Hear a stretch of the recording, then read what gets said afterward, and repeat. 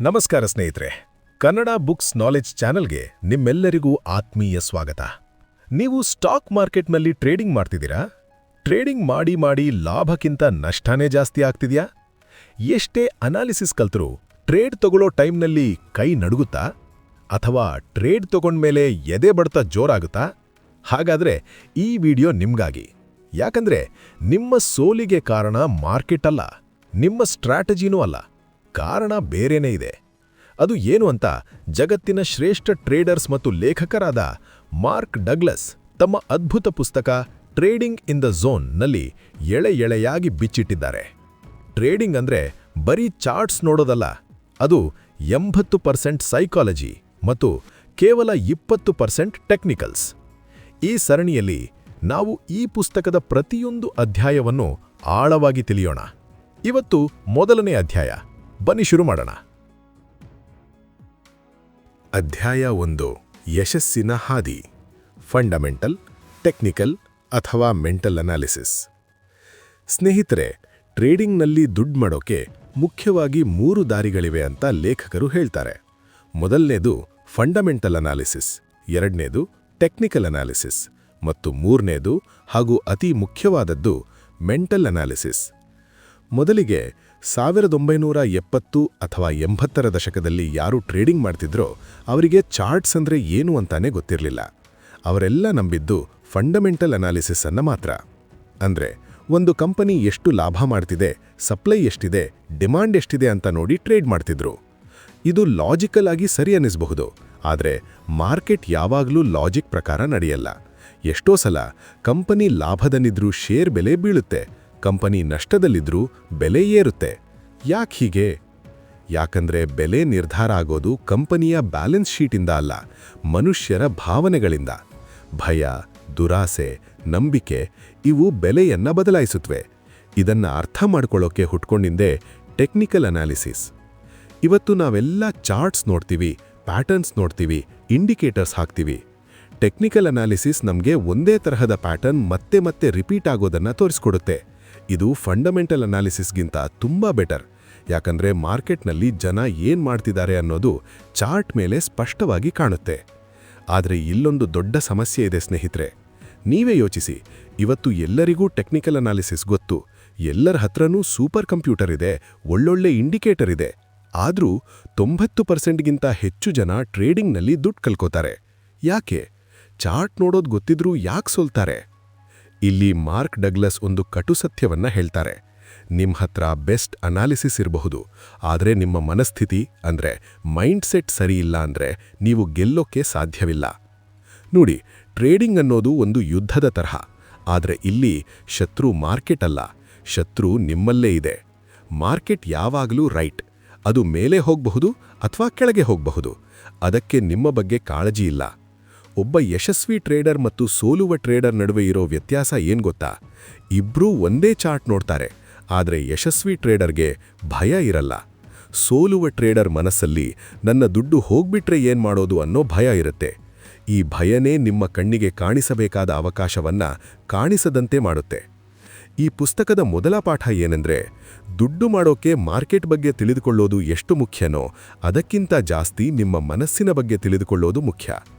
Technical analysis ನಿಮಗೆ market ಎಲ್ಲಿಗೆ ಹೋಗಬಹುದು ಅಂತ ತೋರಿಸುತ್ತೆ, ಆದರೆ ಆ ಟ್ರೇಡ್ ತಗೊಂಡು ಪ್ರಾಫಿಟ್ ಬರೋವರೆಗೂ ಸುಮ್ಮನೆ ಕೂತ್ಕೊಳ್ಳೋ ತಾಳ್ಮೆ ಮತ್ತು ಧೈರ್ಯವನ್ನ ಮೆಂಟಲ್ ಅನಾಲಿಸಿಸ್ ಕಲಿಸ್ಕೊಡುತ್ತೆ.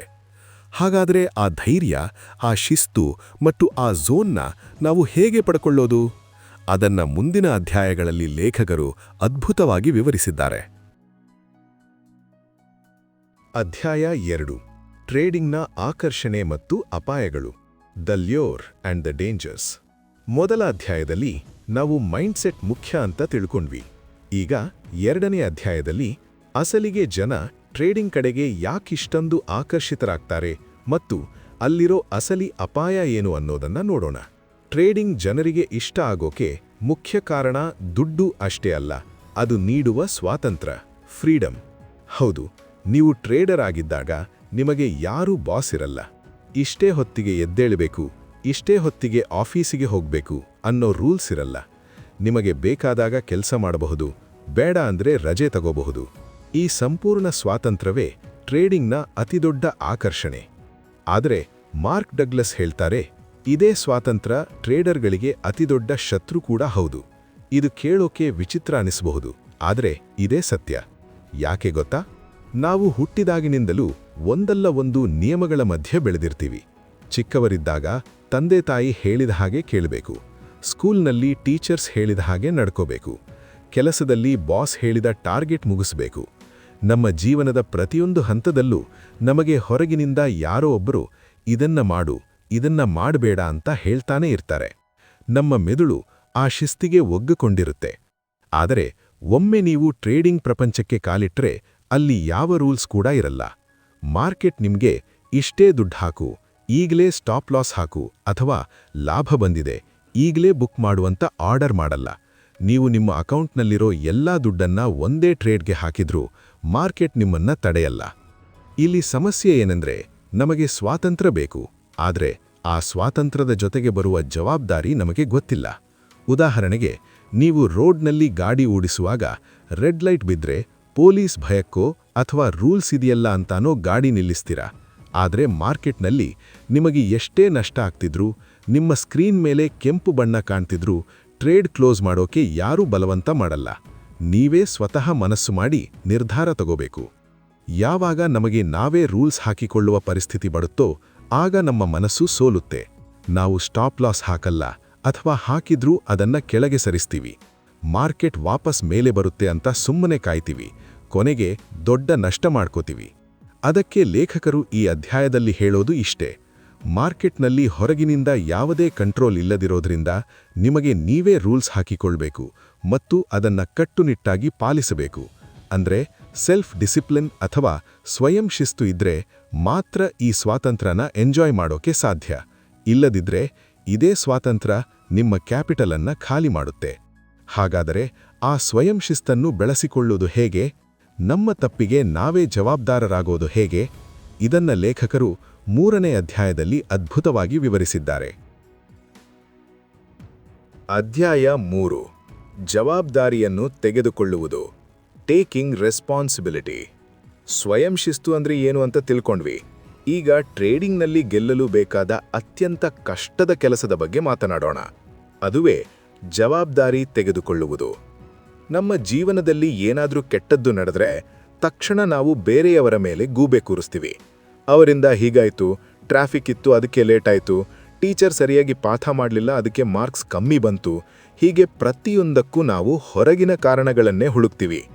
ಟ್ರೇಡಿಂಗ್ನಲ್ಲೂ ನಾವು ಮಾಡೋದು ಇದನ್ನೇ. ಒಂದು ಉದಾಹರಣೆ ನೋಡೋಣ. ನೀವು ಒಂದು ಸ್ಟಾಕ್ನ ಬೈ ಮಾಡ್ತೀರಾ, ಅದು ಮೇಲೆ ಹೋಗುತ್ತೆ ಅಂತ ನಿರೀಕ್ಷೆ ಇಟ್ಕೊಂಡಿರ್ತೀರಾ. ಆದರೆ ಮಾರ್ಕೆಟ್ ಕೆಳಗೆ ಬೀಳೋಕೆ ಶುರುವಾಗುತ್ತೆ. ಆಗ ನಿಮಗೇನನ್ಸುತ್ತೆ? ಕೋಪ ಬರುತ್ತೆ, ಹತಾಶೆ ಆಗುತ್ತೆ. ನೀವು ಮಾರ್ಕೆಟ್ನ ಬೈಯೋಕ್ಕೆ ಶುರು ಮಾಡ್ತೀರಾ. ಛೇ, ಈ ಮಾರ್ಕೆಟ್ ಯಾವಾಗಲೂ ಹೀಗೆ, ನಾನು ತಗೊಂಡಾಗ ಮಾತ್ರ ಕೆಳಗೆ ಹೋಗುತ್ತೆ, ಆಪರೇಟರ್ಸ್ ಮೋಸ ಮಾಡ್ತಿದ್ದಾರೆ ಅಂತ ಅನ್ಕೋತೀರಾ. ಆದರೆ ಮಾರ್ಕ್ ಡಗ್ಲಸ್ ಇಲ್ಲೊಂದು ಕಟು ಸತ್ಯವನ್ನ ಹೇಳ್ತಾರೆ. ಮಾರ್ಕೆಟ್ ತಟಸ್ಥವಾಗಿದೆ. The market is neutral. ಅಂದ್ರೆ ಮಾರ್ಕೆಟ್ಗೆ ನೀವು ಯಾರು ಅಂತ ಗೊತ್ತಿಲ್ಲ. ನೀವು ಲಾಭ ಮಾಡ್ಕೊಳ್ಳಿ ಅಂತಾನೂ ಅದು ಬಯಸಲ್ಲ, ನೀವು ನಷ್ಟ ಮಾಡ್ಕೊಳ್ಳಿ ಅಂತಾನೂ ಅದು ಬಯಸಲ್ಲ. ಅದು ಕೇವಲ ಬೆಲೆಗಳ ಚಲನೆ ಅಷ್ಟೇ. ಸಮುದ್ರಕ್ಕೆ ಇಳಿಯುವಾಗ ಅಲೆಗಳು ಜೋರಾಗಿದ್ರೆ ನಾವು ಸಮುದ್ರನ ಬೈಯಲ್ಲ, ಬದಲಿಗೆ ನಾವು ಹುಷಾರಾಗಿರ್ಬೇಕು ಅಂತ ಯೋಚಿಸ್ತೀವಿ. ಮಾರ್ಕೆಟ್ ಕೂಡ ಅಷ್ಟೇ. ಅಸಲಿ ಸಮಸ್ಯೆ ಇರೋದು ಮಾರ್ಕೆಟ್ನಲ್ಲ, ಅದು ನಿಮ್ಮ ನಿರೀಕ್ಷೆಗಳಲ್ಲಿ. ನೀವು ಮಾರ್ಕೆಟ್ ಹೀಗೆಯೇ ಹೋಗ್ಬೇಕು ಅಂತ ನಿರೀಕ್ಷೆ ಇಟ್ಕೊಂಡಿದ್ರಿ, ಆದರೆ ಮಾರ್ಕೆಟ್ ಬೇರೆ ಕಡೆ ಹೋಯ್ತು. ಆ ಗ್ಯಾಪ್ನಿಂದಾಗಿ ನಿಮಗೆ ಮಾನಸಿಕವಾಗಿ ನೋವಾಯಿತು. ಲೇಖಕರು ಹೇಳ್ತಾರೆ, ಒಬ್ಬ ಪ್ರೊಫೆಷನಲ್ ಟ್ರೇಡರ್ಗೆ ತನ್ನ ಸೋಲಿಗೆ ಬೇರೆಯವರನ್ನ ಕಾರಣ ಮಾಡೋ ಅಭ್ಯಾಸ ಇರಲ್ಲ. ಅವರು ಗೆದ್ರೆ ನನ್ನ ಎನಾಲಿಸಿಸ್ ಸರಿ ಇತ್ತು ಅಂತ ಒಪ್ಕೋತಾರೆ, ಸೋತ್ರೆ ನನ್ನ ಎಂಟ್ರಿ ಅಥವಾ ಎಕ್ಸಿಟ್ ತಪ್ಪಿತ್ತು ಅಂತ ಒಪ್ಕೋತಾರೆ. ಯಾವಾಗ ನೀವು ನನ್ನ ಲಾಭ ಮತ್ತು ನನ್ನ ನಷ್ಟಕ್ಕೆ ನಾನೇ ಸಂಪೂರ್ಣ ಜವಾಬ್ದಾರಿ ಅಂತ ಮನಪೂರ್ವಕವಾಗಿ ಒಪ್ಕೊಳ್ತೀರೋ ಆಗ ಮ್ಯಾಜಿಕ್ ಶುರುವಾಗುತ್ತೆ. ಯಾವಾಗ ನೀವು ಜವಾಬ್ದಾರಿ ತಗೋತೀರೋ ಆಗ ಮಾರ್ಕೆಟ್ ಮೇಲೆ ಕೋಪ ಬರೋದು ನಿಲ್ಲುತ್ತೆ. ಮಾರ್ಕೆಟ್ ಮೇಲೆ ಕೋಪ ಇಲ್ಲ ಅಂದಮೇಲೆ ಭಯ ಕೂಡ ಮಾಯವಾಗುತ್ತೆ. ಭಯ ಹೋದ ಮೇಲೆ ನಿಮ್ಮ ಮೈಂಡ್ ಶಾಂತವಾಗುತ್ತೆ. ಶಾಂತವಾದ ಮನಸ್ಸಿನಿಂದ ಚಾರ್ಟ್ ನೋಡಿದಾಗ ನಿಮಗೆ ಅಲ್ಲಿರೋ ಅವಕಾಶಗಳು ಸ್ಪಷ್ಟವಾಗಿ ಕಾಣಿಸೋಕೆ ಶುರುವಾಗುತ್ತೆ. ಸೊ ಫ್ರೆಂಡ್ಸ್, ಇವತ್ತಿನಿಂದಲೇ ಮಾರ್ಕೆಟ್ನ ಬೈಯೋದನ್ನ ನಿಲ್ಲಿಸಿ. ನನ್ನ ರಿಸಲ್ಟ್ಸ್ಗೆ ನಾನೇ ಕಾರಣ ಅನ್ನೋದನ್ನ ಒಪ್ಕೊಳ್ಳಿ. ಇದೇ ನಿಮ್ಮನ್ನ ಸಾಮಾನ್ಯ ಟ್ರೇಡರ್ನಿಂದ ಸೂಪರ್ ಟ್ರೇಡರ್ ಆಗಿ ಬದಲಾಯಿಸೋ ಮೊದಲ ಹೆಜ್ಜೆ. ಹಾಗಾದ್ರೆ ಜವಾಬ್ದಾರಿ ತಗೊಂಡ ಮೇಲೆ ನಾವು ಕಲಿಯಬೇಕಾದ ಮುಂದಿನ ಪಾಠ ಯಾವುದು? ಅದುವೇ ಸ್ಥಿರತೆ ಅಥವಾ ಕನ್ಸಿಸ್ಟೆನ್ಸಿ. ಕನ್ಸಿಸ್ಟೆಂಟ್ ಆಗಿ ಲಾಭ ಮಾಡೋದು ಹೇಗೆ ಅನ್ನೋದನ್ನ ಮುಂದಿನ ಅಧ್ಯಾಯದಲ್ಲಿ ನೋಡೋಣ. ಅಧ್ಯಾಯ 4. ಸ್ಥಿರತೆ, ಒಂದು ಮನಸ್ಥಿತಿ. Consistency, a state of mind. ನಾವು ಜವಾಬ್ದಾರಿ ತೆಗೆದುಕೊಳ್ಳುವುದು ಕಲಿತೆವು. ಈಗ ಎಲ್ಲರಿಗೂ ಬೇಕಾಗಿರೋ ಅತ್ಯಂತ ಮುಖ್ಯವಾದ ವಿಷಯಕ್ಕೆ ಬರೋಣ. ಅದೇ ಕನ್ಸಿಸ್ಟೆನ್ಸಿ, ಅಂದರೆ ಸ್ಥಿರತೆ. ಪ್ರತಿಯೊಬ್ಬ ಟ್ರೇಡರ್ ಕನಸು ಏನೋ? ದಿನಾ ಮಾರ್ಕೆಟ್ಗೆ ಬರೋದು, ಸ್ವಲ್ಪ ದುಡ್ಡು ಮಾಡೋದು, ಆರಾಮಾಗಿ ಇರೋದು, ಅಂದರೆ ಸ್ಥಿರವಾಗಿ ಲಾಭ ಮಾಡೋದು. ಆದರೆ ಈ ಸ್ಥಿರತೆ ಯಾಕೆ ಸಿಗಲ್ಲ? ಬಹಳಷ್ಟು ಜನ ಟ್ರೇಡರ್ಸ್ ಅಂದುಕೊಳ್ತಾರೆ, ನಾನು ಮಾರ್ಕೆಟ್ ಬಗ್ಗೆ ಇನ್ನೂ ಜಾಸ್ತಿ ಕಲಿತ್ರೆ, ಇನ್ನೂ ಜಾಸ್ತಿ ನ್ಯೂಸ್ ನೋಡಿದ್ರೆ, ಅಥವಾ ಇನ್ನೊಂದು ಹೊಸ ಇಂಡಿಕೇಟರ್ ಹಾಕಿದ್ರೆ ನಾನು ಕನ್ಸಿಸ್ಟೆಂಟ್ ಆಗಿ ಲಾಭ ಮಾಡ್ತೀನಿ ಅಂತ. ಆದರೆ ಮಾರ್ಕ್ ಡಗ್ಲಸ್ ಹೇಳ್ತಾರೆ, ಇದು ಟ್ರೇಡಿಂಗ್ ಪ್ರಪಂಚದ ಅತಿ ದೊಡ್ಡ ಸುಳ್ಳು. ಹೌದು, ನೀವು ಕೇಳಿದ್ದು ನಿಜ. ಮಾರ್ಕೆಟ್ ಬಗ್ಗೆ ಹೆಚ್ಚು ತಿಳಿದುಕೊಳ್ಳುವುದರಿಂದ ನೀವು ಕನ್ಸಿಸ್ಟೆಂಟ್ ಆಗಕ್ಕೆ ಸಾಧ್ಯವಿಲ್ಲ.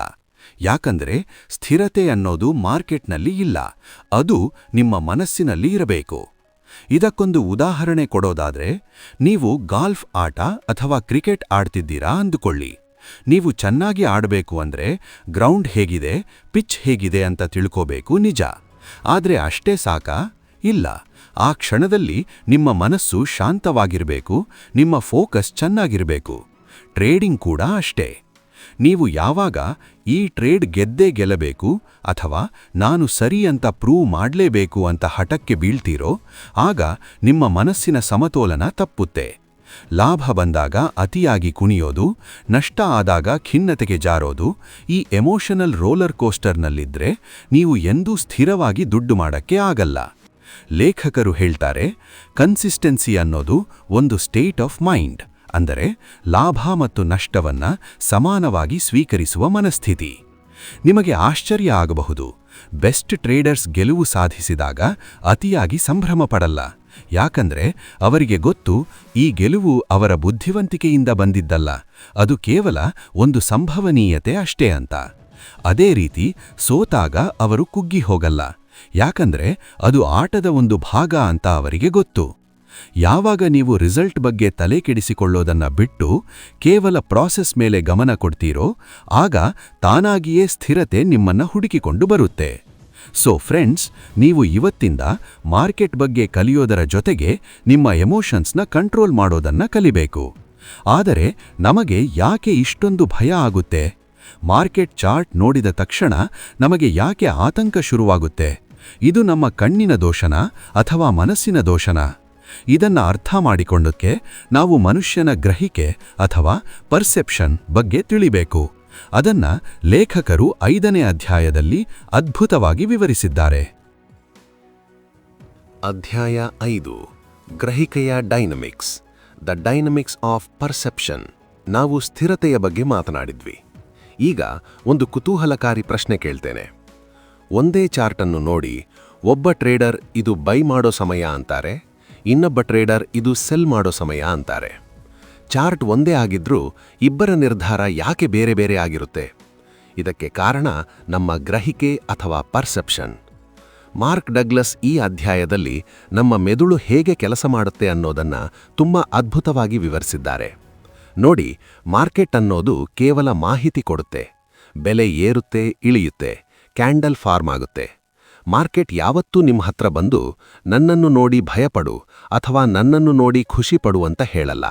ಮಾರ್ಕೆಟ್ ತಟಸ್ಥವಾಗಿದೆ.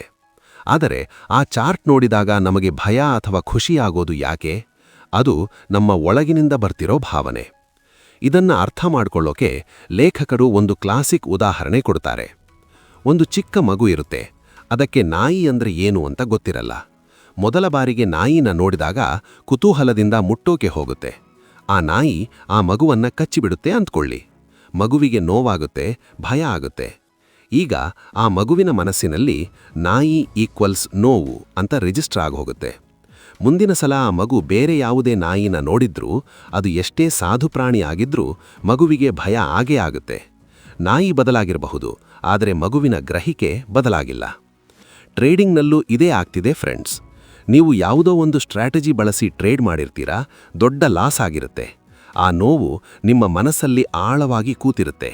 ಮುಂದಿನ ಸಲ ಮಾರ್ಕೆಟ್ ನಿಮಗೆ ಅದೇ ತರಹದ ಒಂದು ಸೂಪರ್ ಅವಕಾಶವನ್ನ ನಿಮ್ಮ ಕಣ್ಮುಂದೆ ತಂದಿಡುತ್ತೆ. ಆದರೆ ನಿಮ್ಮ ಮನಸ್ಸು ಹಳೆಯ ನೋವನ್ನ ನೆನಪಿಸಿಕೊಂಡು ಬೇಡ ಲಾಸ್ ಆಗುತ್ತೆ ಅಂತ ವಾರ್ನಿಂಗ್ ಕೊಡುತ್ತೆ. ಅಸಲಿಗೆ ಮಾರ್ಕೆಟ್ ನಿಮಗೆ ದುಡ್ಡು ಕೊಡೋಕೆ ರೆಡಿ ಇರುತ್ತೆ, ಆದರೆ ನಿಮ್ಮ ಹಳೆಯ ಕಹಿ ನೆನಪುಗಳು ಆ ಅವಕಾಶವನ್ನ ನೋಡೋಕೆ ಬಿಡಲ್ಲ. ಸೊ ಈ ಅಧ್ಯಾಯದ ಮುಖ್ಯ ಸಾರಾಂಶ ಇಷ್ಟೇ.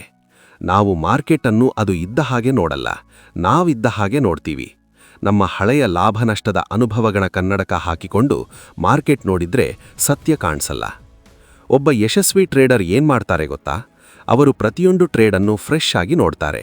ಹಳೆ ಟ್ರೇಡ್ನಲ್ಲಿ ಏನಾಯಿತು ಅನ್ನೋದನ್ನ ಹೊಸ ಟ್ರೇಡ್ ಮೇಲೆ ಹಾಕಲ್ಲ. ಆವಾಗ ಕಚ್ಚಿದ ನಾಯಿ ಬೇರೆ, ಈಗ ಬಂದಿರೋ ನಾಯಿ ಬೇರೆ ಅಂತ ಅವರಿಗೆ ಗೊತ್ತಿರುತ್ತೆ. ಹಾಗಾದ್ರೆ ಈ ರೀತಿ ಮಾರ್ಕೆಟನ್ನು ಕ್ಲಿಯರ್ ಆಗಿ ನೋಡೋಕೆ ನಾವು ಮಾರ್ಕೆಟ್ ಬಗ್ಗೆ ಏನನ್ನ ಅರ್ಥ ಮಾಡ್ಕೊಳ್ಬೇಕು?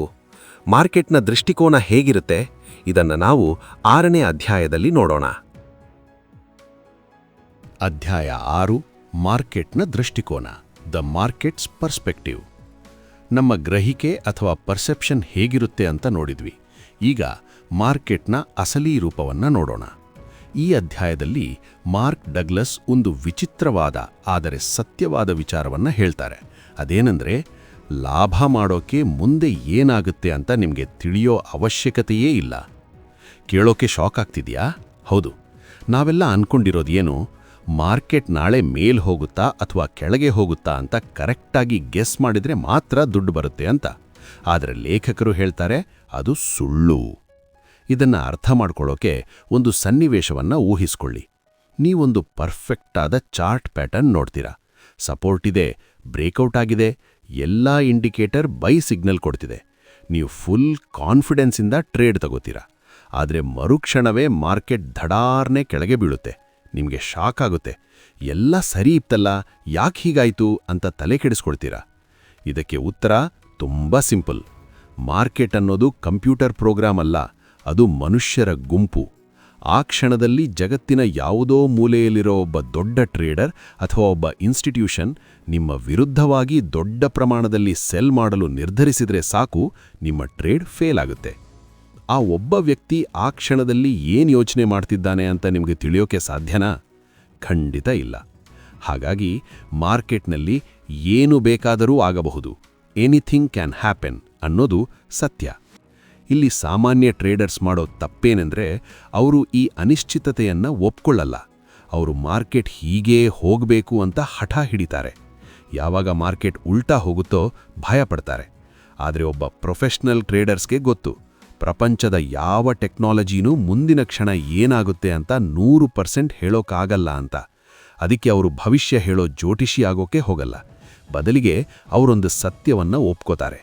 ನನಗೆ ಮುಂದೆ ಏನಾಗುತ್ತೆ ಅಂತ ಗೊತ್ತಿಲ್ಲ, ಆದರೂ ನಾನು ದುಡ್ಡು ಮಾಡಬಲ್ಲೆ.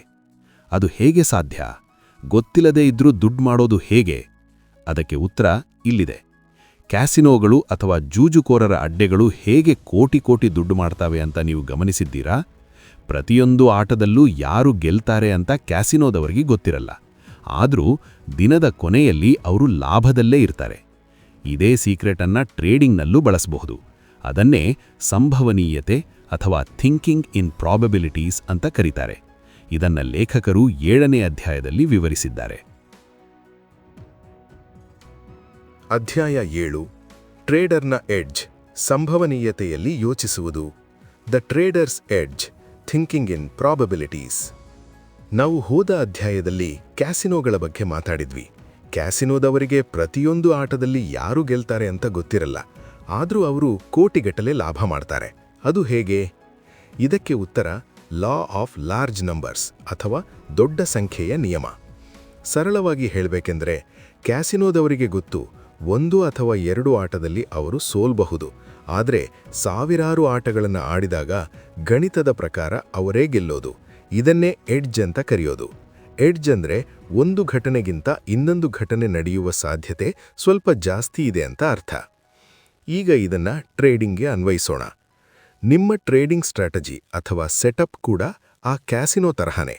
ನಿಮ್ಮ ಸ್ಟ್ರಾಟಜಿ ಏನ್ ಹೇಳುತ್ತೆ? ಇದೇ ತರಹದ ಪ್ಯಾಟರ್ನ್ ಹಿಂದೆ ಬಂದಾಗ 10ರಲ್ಲಿ 7 ಸಲ ಮಾರ್ಕೆಟ್ ಮೇಲೆ ಹೋಗಿದೆ, 3 ಸಲ ಕೆಳಗೆ ಹೋಗಿದೆ ಅಂತ ಹೇಳುತ್ತೆ ಅಷ್ಟೇ. ಆದರೆ ಸಮಸ್ಯೆ ಎಲ್ಲಿ ಬರುತ್ತೆ ಗೊತ್ತಾ? ನಾವು ಟ್ರೇಡ್ ತಗೊಂಡಾಗ ಆ ನಿರ್ದಿಷ್ಟ ಟ್ರೇಡ್ ಗೆಲ್ಲಲೇಬೇಕು ಅಂತ ಹಠ ಮಾಡ್ತೀವಿ. ಮಾರ್ಕ್ ಡಗ್ಲಸ್ ಹೇಳ್ತಾರೆ, ಟ್ರೇಡಿಂಗ್ನಲ್ಲಿ ಮೈಕ್ರೋ ಲೆವೆಲ್ ಮತ್ತು ಮ್ಯಾಕ್ರೋ ಲೆವೆಲ್ ಅಂತ 2 ವಿಧ ಇದೆ. ಮೈಕ್ರೋ ಲೆವೆಲ್ ಸೂಕ್ಷ್ಮ ಮಟ್ಟ. ಇದು ಪ್ರತ್ಯೇಕವಾದ ಒಂದೇ ಒಂದು ಟ್ರೇಡ್. ಈ ಒಂದು ಟ್ರೇಡ್ ಏನಾಗತ್ತೆ ಅಂತ ಯಾರಿಗೂ ಗೊತ್ತಿಲ್ಲ. ಇದು ಅನಿಶ್ಚಿತ. ಮ್ಯಾಕ್ರೋ ಲೆವೆಲ್ ದೊಡ್ಡ ಮಟ್ಟ. ಇದು ಒಂದು ಸರಣಿ ಟ್ರೇಡ್ಗಳು, ಸೀರೀಸ್ ಆಫ್ ಟ್ರೇಡ್ಸ್. ಅಂದ್ರೆ ಮುಂದಿನ 20 ಟ್ರೇಡ್ಗಳಲ್ಲಿ ಏನಾಗತ್ತೆ ಅನ್ನೋದು ನಿಶ್ಚಿತ. ಕ್ಯಾಸಿನೋದವರು ಅಥವಾ ಪ್ರೊಫೆಷನಲ್ ಟ್ರೇಡರ್ಸ್ ಯಾವತ್ತೂ ಆ ಒಂದು ಟ್ರೇಡ್ ಬಗ್ಗೆ ತಲೆಕೆಡಿಸ್ಕೊಳ್ಳಲ್ಲ. ಅವರು ಫೋಕಸ್ ಮಾಡೋದು ಆ 20 ಟ್ರೇಡ್ಗಳ ಸೀರೀಸ್ ಮೇಲೆ. ನನ್ನ ಸ್ಟ್ರಾಟಜಿ ಪ್ರಕಾರ ನಾನು 20 ಟ್ರೇಡ್ ಮಾಡಿದ್ರೆ ಅದರಲ್ಲಿ 12 ಗೆಲ್ಲಬಹುದು, 8 ಸೋಲ್ಬಹುದು.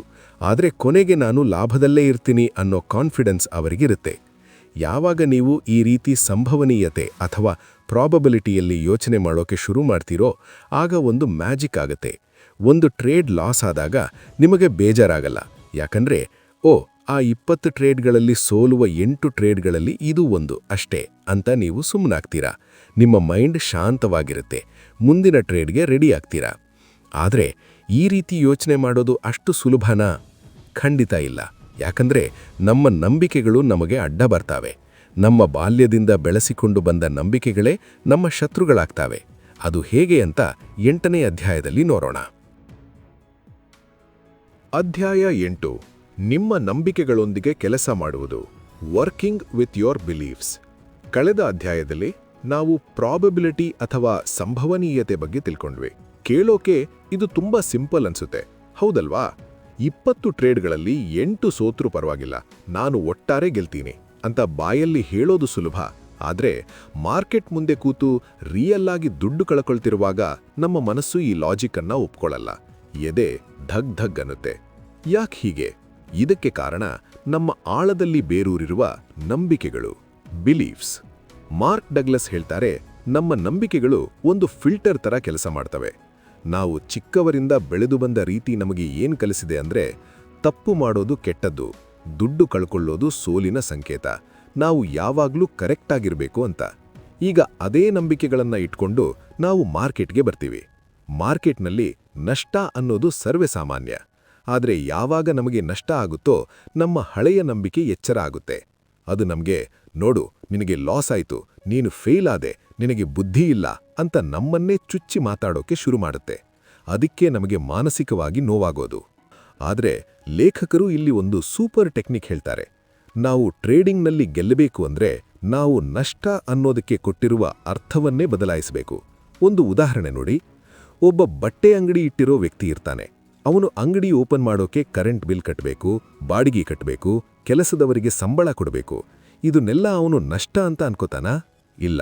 ಅವನು ಇದನ್ನ ಬಿಸ್ನೆಸ್ ಕಾಸ್ಟ್ ಅಥವಾ ವ್ಯಾಪಾರ ನಡೆಸಲು ಬೇಕಾದ ಖರ್ಚು ಅಂತ ಅನ್ಕೋತಾನೆ. ಅವನು ಕರೆಂಟ್ ಬಿಲ್ ಕಟ್ಟುವಾಗ ಅಳಲ್ಲ, ಬೇಜಾರ್ ಮಾಡ್ಕೊಳ್ಳಲ್ಲ. ಟ್ರೇಡಿಂಗ್ ಕೂಡ ಒಂದು ಬಿಸ್ನೆಸ್. ಇಲ್ಲಿ ಆಗುವ ಸ್ಟಾಪ್ ಲಾಸ್ ಅಥವಾ ನಷ್ಟಗಳು ಕೂಡ ಅಷ್ಟೇ. ಅವು ನಿಮ್ಮ ಫೇಲ್ಯೂರ್ ಅಲ್ಲ, ಅವು ನಿಮ್ಮ ಬಿಸ್ನೆಸ್ ನಡೆಸಲು ನೀವು ಕೊಡ್ತಿರೋ ಕರೆಂಟ್ ಬಿಲ್ ಇದ್ದ ಹಾಗೆ. ಯಾವಾಗ ನೀವು ನಷ್ಟ ಅನ್ನೋದನ್ನ ವ್ಯಾಪಾರದ ಖರ್ಚು ಅಂತ ನೋಡೋಕೆ ಶುರು ಮಾಡ್ತೀರೋ, ಆಗ ನಿಮ್ಮ ಭಯ ಮಾಯವಾಗುತ್ತೆ. ನೀವು ತಪ್ಪು ಮಾಡಿದ್ರಿ ಅಂತ ಅಲ್ಲ, ಮಾರ್ಕೆಟ್ ಆ ಕ್ಷಣಕ್ಕೆ ದುಡ್ಡು ಕೊಡ್ಲಿಲ್ಲ ಅಷ್ಟೇ. ಸೊ ಫ್ರೆಂಡ್ಸ್, ಈ ಅಧ್ಯಾಯದ ಸಾರಾಂಶ ಇಷ್ಟೇ. ನಿಮ್ಮ ಹಳೆಯ ನಂಬಿಕೆಗಳು ಟ್ರೇಡಿಂಗ್ಗೆ ಕೆಲಸಕ್ಕೆ ಬರಲ್ಲ. ಅವನ್ನ ಡಿಲೀಟ್ ಮಾಡಿ ಹೊಸ ಸಾಫ್ಟ್ವೇರ್ ಇನ್ಸ್ಟಾಲ್ ಮಾಡ್ಕೋಬೇಕು. ಅದೇ ಟ್ರೇಡರ್ ಮೈಂಡ್ಸೆಟ್. ಹಾಗಾದ್ರೆ ಆ ಟ್ರೇಡರ್ ಮೈಂಡ್ಸೆಟ್ ಹೇಗಿರುತ್ತೆ?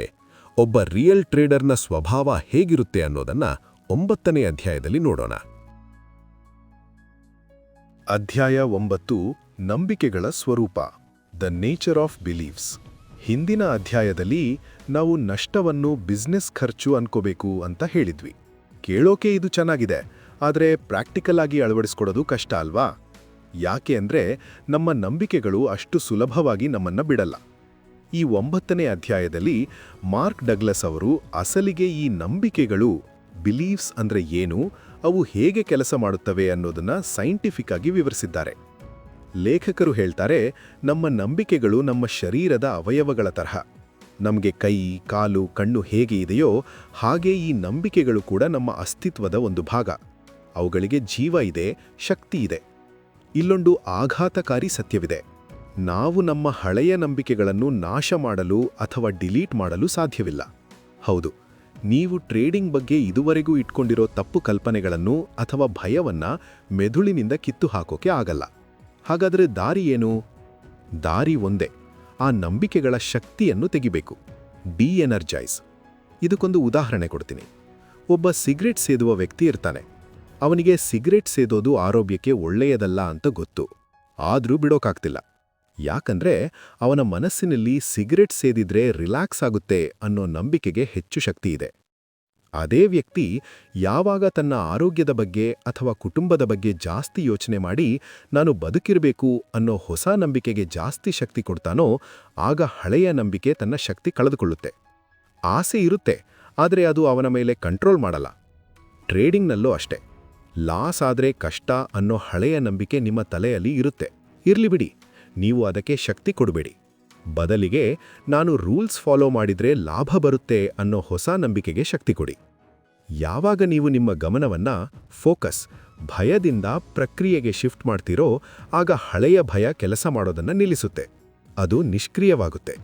ಸೊ ನೀವು ಮಾಡಬೇಕಾಗಿರೋದಿಷ್ಟೇ, ನಿಮ್ಮ ಹಳೆಯ ಭಯದ ಜೊತೆ ಹೋರಾಡಬೇಡಿ. ಅದರ ಬದಲಿಗೆ ಒಬ್ಬ ಪ್ರೊಫೆಷನಲ್ ಟ್ರೇಡರ್ ಹೇಗೆ ಯೋಚನೆ ಮಾಡ್ತಾನೋ ಆ ಹೊಸ ಆಲೋಚನೆಗಳನ್ನು ಜಾಸ್ತಿ ಅಭ್ಯಾಸ ಮಾಡಿ. ಹಾಗಾದರೆ ಆ ಹೊಸ ಆಲೋಚನೆಗಳು ಯಾವುವು? ಒಬ್ಬ ಯಶಸ್ವಿ ಟ್ರೇಡರ್ನ ಮೈಂಡ್ಸೆಟ್ ಮೇಲೆ ಈ ನಂಬಿಕೆಗಳು ಹೇಗೆ ಪ್ರಭಾವ ಬೀರುತ್ತವೆ? ಇದನ್ನ ನಾವು 10ನೇ ಅಧ್ಯಾಯದಲ್ಲಿ ನೋಡೋಣ. ಅಧ್ಯಾಯ 10: ಟ್ರೇಡಿಂಗ್ ಮೇಲೆ ನಂಬಿಕೆಗಳ ಪ್ರಭಾವ.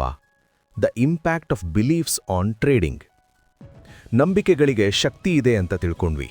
ಈಗ ಆ ನಂಬಿಕೆಗಳು ನಮ್ಮ ಟ್ರೇಡಿಂಗ್ ಮೇಲೆ ಎಂತಹ ಪ್ರಭಾವ ಬೀರುತ್ತವೆ ಅನ್ನೋದನ್ನ ಈ ಅಧ್ಯಾಯದಲ್ಲಿ ನೋಡೋಣ. ನಿಮ್ಗೆಲ್ಲರಿಗೂ ಒಂದು ಪ್ರಶ್ನೆ. ಟ್ರೇಡಿಂಗ್ನಲ್ಲಿ ನಿಮಗೆ ಅತ್ಯಂತ ಮುಖ್ಯವಾದದ್ದು ಯಾವುದು? ಒಳ್ಳೆ ಸ್ಟ್ರಾಟಜಿನಾ ಅಥವಾ ಒಳ್ಳೆ ಕ್ಯಾಪಿಟಲ್ಲಾ? ಮಾರ್ಕ್ ಡಗ್ಲಸ್ ಹೇಳ್ತಾರೆ, ಇವೆಲ್ಲದಕ್ಕಿಂತ ಮುಖ್ಯವಾದದ್ದು ಸ್ವಯಂ ನಂಬಿಕೆ, ಸೆಲ್ಫ್ ಟ್ರಸ್ಟ್. ಹೌದು, ನೀವು ಮಾರ್ಕೆಟನ್ನು ನಂಬಬೇಕಿಲ್ಲ, ನೀವು ನಿಮ್ಮನ್ನೇ ನಂಬಬೇಕು. ಬಹಳಷ್ಟು ಜನ ಟ್ರೇಡರ್ಸ್ ಮಾರ್ಕೆಟನ್ನು ನಂಬುತ್ತಾರೆ. ಈ ಸಲ ಮಾರ್ಕೆಟ್ ಮೇಲೆ ಹೋಗೇ ಹೋಗುತ್ತೆ, ನನಗೆ ಲಾಭ ಕೊಡುತ್ತೆ ಅಂತ. ಯಾವಾಗ ಮಾರ್ಕೆಟ್ ಕೈ ಕೊಡುತ್ತೋ ಅವರು ಆಘಾತಕ್ಕೆ ಒಳಗಾಗ್ತಾರೆ. ಆದರೆ ಒಬ್ಬ ಪ್ರೊಫೆಷನಲ್ ಟ್ರೇಡರ್ ಮಾರ್ಕೆಟನ್ನು ನಂಬಲ್ಲ. ಬದಲಿಗೆ ಮಾರ್ಕೆಟ್ ಏನೇ ಮಾಡಿದ್ರೂ ನಾನು ಸರಿಯಾದ ನಿರ್ಧಾರ ತಗೋತೀನಿ ಅಂತ ತನ್ನ ಮೇಲೆ ತಾನೇ ನಂಬಿಕೆ ಇಟ್ಕೋತಾನೆ. ಇದಕ್ಕೊಂದು ಉದಾಹರಣೆ ನೋಡಿ. ನಿಮಗೆ ಈಜು ಬರೋದಿಲ್ಲ ಅಂದ್ಕೊಳ್ಳಿ. ಸಮುದ್ರದ ಹತ್ತಿರ ಹೋದರೆ ನಿಮಗೆ ಭಯ ಆಗುತ್ತೆ. ಅಲೆಗಳನ್ನು ಕಂಡರೆ ಪ್ರಾಣ ಭಯ ಬರುತ್ತೆ. ಅದೇ ಒಬ್ಬ ಈಜು ಬರೋವನಿಗೆ ಆ ಅಲೆಗಳು ಆಟ ಆಡೋಕೆ ಅವಕಾಶದ ಥರ ಕಾಣಿಸುತ್ತೆ. ಇಲ್ಲಿ ಸಮುದ್ರ ಮತ್ತು ಅಲೆಗಳು ಒಂದೇ, ಆದರೆ ಭಯ ಪಡುವನಿಗೆ ಅದು ಅಪಾಯ, ಈಜು ಬರೋವನಿಗೆ ಅದು ಮಜಾ. ವ್ಯತ್ಯಾಸ ಇರೋದು ಸಮುದ್ರದಲ್ಲಲ್ಲ, ವ್ಯತ್ಯಾಸ ಇರೋದು ನಿಮ್ಮ ಸ್ಕಿಲ್ ಮತ್ತು ನಂಬಿಕೆಯಲ್ಲಿ. ಟ್ರೇಡಿಂಗ್ ಕೂಡ ಅಷ್ಟೇ ಫ್ರೆಂಡ್ಸ್. ನಿಮ್ಮತ್ರ ರಿಸ್ಕ್ ಕಂಟ್ರೋಲ್ ಮಾಡೋ ಸ್ಕಿಲ್ ಇದ್ರೆ, ನೀವು ಸ್ಟಾಪ್ ಲಾಸ್ ಹಾಕೋದನ್ನ ಕಲ್ತಿದ್ರೆ, ನಿಮಗೆ ಮಾರ್ಕೆಟ್ ಕಂಡ್ರೆ ಭಯ ಆಗಲ್ಲ. ನನಗೆ ನಷ್ಟ ಆದರೂ ಪರವಾಗಿಲ್ಲ, ಅದನ್ನು ನಾನು ಲಿಮಿಟ್ನಲ್ಲಿಡ್ತೀನಿ, ದೊಡ್ಡ ಲಾಸ್ ಆಗೋಕೆ ಬಿಡಲ್ಲ ಅನ್ನೋ ನಂಬಿಕೆ ನಿಮ್ಮಲ್ಲಿದ್ರೆ, ಆಗ ನೀವು ಮಾರ್ಕೆಟ್ ಚಾರ್ಟನ್ನು ಭಯ ಇಲ್ಲದೆ ನೋಡ್ತೀರಾ. ಯಾವಾಗ ಭಯ ಹೋಗುತ್ತೋ ಆಗ ನಿಮ್ಮ ಕಣ್ಣಿಗೆ ಮಾರ್ಕೆಟ್ನ ನಿಜವಾದ ಮಾಹಿತಿ ಕಾಣಿಸೋಕೆ ಶುರುವಾಗುತ್ತೆ. ಭಯದಲ್ಲಿದ್ದವನಿಗೆ ಬೈ ಸಿಗ್ನಲ್ ಕಾಣಿಸಲ್ಲ, ರಿಸ್ಕ್ ಕಾಣಿಸುತ್ತೆ. ಕಾನ್ಫಿಡೆನ್ಸ್ ಇದ್ದವನಿಗೆ ಅದೇ ಜಾಗದಲ್ಲಿ ಲಾಭದ ಅವಕಾಶ ಕಾಣಿಸುತ್ತೆ. ಅದಕ್ಕೆ ಲೇಖಕರು ಹೇಳ್ತಾರೆ, ನಿಮ್ಮ ನಂಬಿಕೆಗಳೇ ನೀವು ಮಾರ್ಕೆಟನ್ನು ಹೇಗೆ ನೋಡ್ತೀರಾ ಅನ್ನೋದನ್ನು ನಿರ್ಧಾರ ಮಾಡುತ್ತೆ. ನೀವು ನಾನು ಗೆಲ್ತೀನಿ ಅಂದ್ಕೊಂಡ್ರೆ ಗೆಲ್ಲುವ ದಾರಿಗಳು ಕಾಣ್ತವೆ, ನಾನು ಸೋಲ್ತೀನಿ ಅಂದ್ಕೊಂಡ್ರೆ ಭಯ ಹುಟ್ಟಿಸೋ ವಿಷಯಗಳೇ ಕಾಣ್ತವೆ. ಹಾಗಾದರೆ ಅಂತಿಮವಾಗಿ ಒಬ್ಬ ಟ್ರೇಡರ್ ತರಹ ಯೋಚನೆ ಮಾಡೋದು ಹೇಗೆ? ಒಬ್ಬ ಕನ್ಸಿಸ್ಟೆಂಟ್ ವಿನ್ನರ್ನ ಮೈಂಡ್ಸೆಟ್ ಹೇಗಿರುತ್ತೆ? ಇದನ್ನ ಈ ಪುಸ್ತಕದ ಕೊನೆಯ ಮತ್ತು 11ನೇ ಅಧ್ಯಾಯದಲ್ಲಿ ನೋಡೋಣ. ಅಧ್ಯಾಯ 11: ಟ್ರೇಡರ್ನಂತೆ ಯೋಚಿಸುವುದು, ಥಿಂಕಿಂಗ್ ಲೈಕ್ ಅ ಟ್ರೇಡರ್. ಸ್ನೇಹಿತರೆ, ನಾವೀಗ ಈ ಪುಸ್ತಕದ ಕ್ಲೈಮ್ಯಾಕ್ಸ್ಗೆ ಬಂದಿದ್ದೀವಿ. ಇಷ್ಟು ಅಧ್ಯಾಯಗಳಲ್ಲಿ ನಾವೇನ್ ಕಲಿತ್ವಿ? ಭಯ ಪಡಬಾರ್ದು, ಜವಾಬ್ದಾರಿ ತಗೋಬೇಕು, ಸಂಭವನೀಯತೆಯಲ್ಲಿ ಯೋಚಿಸಬೇಕು ಅಂತ. ಆದರೆ ಇದನ್ನೆಲ್ಲ ಪ್ರಾಯೋಗಿಕವಾಗಿ ಅಂದರೆ ಪ್ರಾಕ್ಟಿಕಲ್ ಆಗಿ ಮಾಡೋದು ಹೇಗೆ? ಇದಕ್ಕಾಗಿ ಮಾರ್ಕ್ ಡಗ್ಲಸ್ ಈ ಕೊನೆಯ ಅಧ್ಯಾಯದಲ್ಲಿ ಒಂದು ಪವರ್ಫುಲ್ ಆದ ಎಕ್ಸಸೈಸ್ ಅಥವಾ ಅಭ್ಯಾಸವನ್ನ ಕೊಟ್ಟಿದ್ದಾರೆ. ಇದನ್ನ ನೀವು ಫಾಲೋ ಮಾಡಿದರೆ ನೀವು ನಿಜವಾಗಲೂ ಟ್ರೇಡರ್ ತರಹ ಯೋಚನೆ ಮಾಡಕ್ಕೆ ಶುರು ಮಾಡ್ತೀರಾ. ಆ ಅಭ್ಯಾಸದ ಹೆಸರು 20 ಟ್ರೇಡ್ ಸ್ಯಾಂಪಲ್. ಲೇಖಕರು ಹೇಳ್ತಾರೆ, ನೀವು ಕನ್ಸಿಸ್ಟೆಂಟ್ ಆಗಿ ಲಾಭ ಮಾಡಬೇಕು ಅಂದರೆ ನೀವು ರಿಸಲ್ಟ್ ಬಗ್ಗೆ ತಲೆ ಕೆಡಿಸ್ಕೊಳ್ಳೋದಂಗ ಬಿಡಬೇಕು. ಅದಕ್ಕೆ ನೀವು ಈ ಕೆಳಗಿನ ಚಾಲೆಂಜ್ ತಗೋಬೇಕು. ಒಂದು ಸಿಸ್ಟಮ್ ಮಾರಿಸಿ. ಮೊದಲಿಗೆ ನಿಮಗೆ ಇಷ್ಟವಾದ ಒಂದು ಟ್ರೇಡಿಂಗ್ ಸ್ಟ್ರಾಟಜಿನ ಫಿಕ್ಸ್ ಮಾಡ್ಕೊಳ್ಳಿ. ಅದು ಮೂವಿಂಗ್ ಆವರೇಜ್ ಆಗಿರಬಹುದು ಅಥವಾ ಪ್ರೈಸ್ ಆಕ್ಷನ್ ಆಗಿರಬಹುದು. 20 ಟ್ರೇಡ್ಗಳ ಗುರಿ. ಈಗ ನೀವು ನಿಮ್ಮ ಮನಸ್ಸಿಗೆ ಹೇಳಿ, ನಾನು ಮುಂದಿನ 20 ಟ್ರೇಡ್ಗಳನ್ನು ತಗೋತೀನಿ. ಈ 20 ಟ್ರೇಡ್ ಮುಗಿಯುವವರೆಗೂ ನಾನು ಲಾಭ ನಷ್ಟದ ಬಗ್ಗೆ ಲೆಕ್ಕ ಹಾಕಲ್ಲ. ರಿಸ್ಕ್ ಒಪ್ಪಿಕೊಳ್ಳಿ. ಪ್ರತಿಯೊಂದು ಟ್ರೇಡ್ ತಗೊಳ್ಳೋಕ್ಕಿಂತ ಮುಂಚೆನೇ ಅದರಲ್ಲಿ ಆಗಬಹುದಾದ ಮ್ಯಾಕ್ಸಿಮಮ್ ಲಾಸ್ ಎಷ್ಟು ಅಂತ ನಿರ್ಧರಿಸಿ. ಆ ಲಾಸ್ ಆದರೆ ನನಗೆ ಓಕೆನಾ ಅಂತ ಚೆಕ್ ಮಾಡಿ. ನಿಯಮ ಪಾಲಿಸಿ. ಈ 20 ಟ್ರೇಡ್ಗಳಲ್ಲಿ ನಿಮ್ಮ ಸೆಟಪ್ ಬಂದರೆ ಮಾತ್ರ ಟ್ರೇಡ್ ತಗೋಬೇಕು. ಸುಮ್ಮನೆ ಅನಿಸ್ತು ಅಂತ ತಗೋಬಾರ್ದು. ಹಾಗೆ ಸೆಟಪ್ ಬಂದಾಗ ಭಯ ಬಿದ್ರೂ ಬಿಡಬಾರ್ದು. ಟ್ರೇಡ್ ತಗೊಂಡೇ ತಗೋಬೇಕು. ಈ ಎಕ್ಸಸೈಸ್ನ ಉದ್ದೇಶ ದುಡ್ಡು ಮಾಡೋದಲ್ಲ. ಇದರ ಉದ್ದೇಶ ಶಿಸ್ತು ಕಲಿಯೋದು. ನೀವು ಯಾವಾಗ ಈ 20 ಟ್ರೇಡ್ಗಳನ್ನು ಪೂರ್ತಿ ಮಾಡ್ತೀರೋ ಆಗ ನಿಮಗೆ ಒಂದು ವಿಚಿತ್ರ ಅನುಭವ ಆಗತ್ತೆ. ನಿಮಗೆ ಒಂದು ಟ್ರೇಡ್ ಲಾಸ್ ಆದಾಗ ಕೋಪ ಬರಲ್ಲ, ಒಂದು ಟ್ರೇಡ್ ಪ್ರಾಫಿಟ್ ಆದಾಗ ಅಹಂಕಾರ ಬರಲ್ಲ. ನೀವು ಆ ಝೋನ್ನ ಅನುಭವ ಮಾಡ್ತೀರಾ. ಒಬ್ಬ ಕ್ರಿಕೆಟ್ ಆಟಗಾರ ಫಾರ್ಮ್ನಲ್ಲಿದ್ದಾಗ ಹೇಗಾಡ್ತಾನೋ ಅಥವಾ ಒಬ್ಬ ಮ್ಯೂಸಿಷಿಯನ್ ತನ್ಮಯನಾಗಿ ಹೇಗೆ ಹಾಡ್ತಾನೋ ಹಾಗೆ ನೀವು ಒಬ್ಬ ಟ್ರೇಡರ್ ಆಗಿ ಆ ಝೋನ್ನಲ್ಲಿ ಟ್ರೇಡ್ ಮಾಡ್ತೀರಾ. ಅಲ್ಲಿ ಭಯ ಇರಲ್ಲ, ಕೇವಲ ಫ್ಲೋ ಇರುತ್ತೆ. ಇದನ್ನೇ ಥಿಂಕಿಂಗ್ ಲೈಕ್ ಅ ಟ್ರೇಡರ್ ಅನ್ನೋದು. ಸೊ ಫ್ರೆಂಡ್ಸ್, ಇದಾಗಿತ್ತು ಮಾರ್ಕ್ ಡಗ್ಲಸ್ ಅವರ ಟ್ರೇಡಿಂಗ್ ಇನ್ ದ ಝೋನ್ ಪುಸ್ತಕದ ಸಂಪೂರ್ಣ ಸಾರಾಂಶ. ಸ್ಟಾಕ್ ಮಾರ್ಕೆಟ್ನಲ್ಲಿ ದುಡ್ಡು ಮಾಡಕ್ಕೆ ಬುದ್ಧಿವಂತಿಕೆಗಿಂತ ಮುಖ್ಯವಾಗಿ ಬೇಕಿರೋದು ಮಾನಸಿಕ ಸ್ಥಿರತೆ. ಮಾರ್ಕೆಟ್ನಲ್ಲಿ ಏನು ಬೇಕಾದರೂ ಆಗಬಹುದು ಅಂತ ಒಪ್ಪಿಕೊಳ್ಳಿ. ಲಾಭ ನಷ್ಟಕ್ಕೆ ನೀವೇ ಜವಾಬ್ದಾರಿ ಅಂತ ಒಪ್ಪಿಕೊಳ್ಳಿ. ಪ್ರತಿಯೊಂದು ಟ್ರೇಡನ್ನು ಸಂಭವನೀಯತೆ ಅಂದರೆ ಪ್ರಾಬಬಿಲಿಟಿಯಲ್ಲಿ ನೋಡಿ. ಮತ್ತು ಮುಖ್ಯವಾಗಿ ರಿಸಲ್ಟ್ ಬಗ್ಗೆ ಯೋಚಿಸದೆ ನಿಮ್ಮ ಪ್ರಾಸೆಸ್ ಅನ್ನು ನಂಬಿ. ಈ ವಿಡಿಯೋದಲ್ಲಿ ಹೇಳಿರೋ ವಿಷಯಗಳು ನಿಮ್ಮ ಟ್ರೇಡಿಂಗ್ ಜರ್ನಿನೇ ಬದಲಾಯಿಸಬಹುದು. ಈ ವಿಡಿಯೋನ ನೀವು ಒಮ್ಮೆ ನೋಡಿದರೆ ಸಾಲಲ್ಲ. ಟ್ರೇಡಿಂಗ್ ಮಾಡುವಾಗ ಯಾವಾಗೆಲ್ಲ ನಿಮಗೆ ಭಯ ಆಗುತ್ತೋ ಅಥವಾ ಅತಿಯಾದ ದುರಾಸೆ ಬರುತ್ತೋ ಆಗೊಮ್ಮೆ ಈ ವಿಡಿಯೋನ ಬಂದು ನೋಡಿ ಅಥವಾ ಕೇಳಿಸ್ಕೊಳ್ಳಿ. ಈ ಆಡಿಯೋ ಬುಕ್ ಸಾರಾಂಶ ನಿಮಗೆ ಇಷ್ಟ ಆಗಿದ್ರೆ ದಯವಿಟ್ಟು ಈ ವಿಡಿಯೋಗೆ ಒಂದು ಲೈಕ್ ಕೊಡಿ. ಇದರಿಂದ ನನಗೆ ಗೊತ್ತಾಗತ್ತೆ ನಿಮಗಿದು ಇಷ್ಟ ಆಯಿತು ಅಂತ. ಹಾಗೆ ನಿಮ್ಮ ಫ್ರೆಂಡ್ಸ್ ಯಾರಾದರೂ ಟ್ರೇಡಿಂಗ್ ಮಾಡ್ತಿದ್ರೆ ಅವರಿಗೆ ಈ ವಿಡಿಯೋ ಶೇರ್ ಮಾಡಿ, ಅವರಿಗೂ ಸಹಾಯ ಆಗಲಿ. ಮುಂದಿನ ವಿಡಿಯೋದಲ್ಲಿ ಟ್ರೇಡಿಂಗ್ಗೆ ಸಂಬಂಧಪಟ್ಟ ಇನ್ನೊಂದು ಬೆಸ್ಟ್ ಸೆಲ್ಲರ್ ಬುಕ್ ಸಮರಿ ಜೊತೆ ಸಿಗ್ತೀನಿ. ಅಲ್ಲಿವರೆಗೂ happy trading and keep learning. ಇದು ನಿಮ್ಮ ಕನ್ನಡ ಬುಕ್ಸ್ ನಾಲೆಡ್ಜ್. ಧನ್ಯವಾದಗಳು.